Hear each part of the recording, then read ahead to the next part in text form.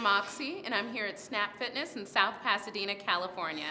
Today I'm going to show you some isometric stomach exercises you can do to keep a toned, tight tummy.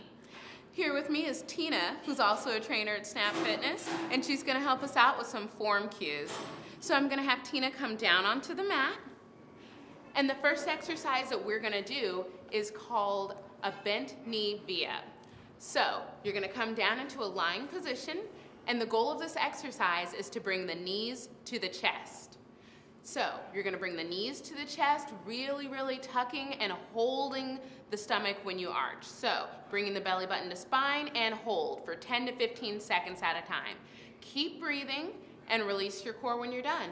Bring it up and hold for 10 to 15 seconds at a time and release. One more time. Good. And really hold so that you can really intensify that core exercise. Keep breathing and relax at the end of every set. The next exercise that we're going to go into is the plank exercise. So for this, I'm going to have Tina roll over onto her stomach. You can bring your elbows underneath your shoulders for good form. Go ahead and bring the hips up, and you want to make sure that you're staying nice and low and flat. Some people tend to drop their hips for this exercise, and that puts a lot of extra pressure on the lower back, which we don't want to do. So I'm going to have Tina bring her hips up. You want to keep a nice, low, and flat alignment. Make sure you don't sink into your shoulders, because then you're putting a lot of pressure on your back and your neck. So go ahead and have nice, strong shoulders, a nice, neutral neck. And again, you can hold this exercise for 10 to 15 seconds at a time. For more intensity, you can come up onto your hands, again, placing your hands underneath your shoulders for stability, dropping the hips just a little bit to keep a nice low profile, and making sure not to sink into your shoulders. Once again, we want to keep a nice, strong upper back. Keep breathing throughout this exercise, and you'll be just fine. I'm going to have Tina go ahead and rest as we come into our last isometric exercise. For this, you can use an exercise ball. If you don't have an exercise ball at home, you can even rest your feet on the couch. So we're going to go ahead and bring our exercise ball into position. The first and most important thing is to have a nice steady surface for your exercise ball.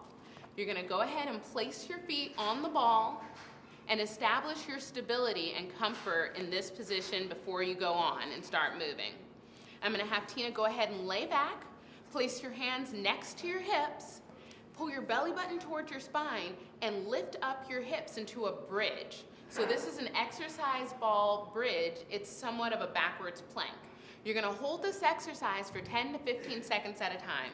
Make sure that you're breathing and you're not tucking your chin, because that will impair your ability to breathe throughout the exercise. Make sure you're squeezing with the glutes and supporting yourself with your lower abs. And go ahead and rest.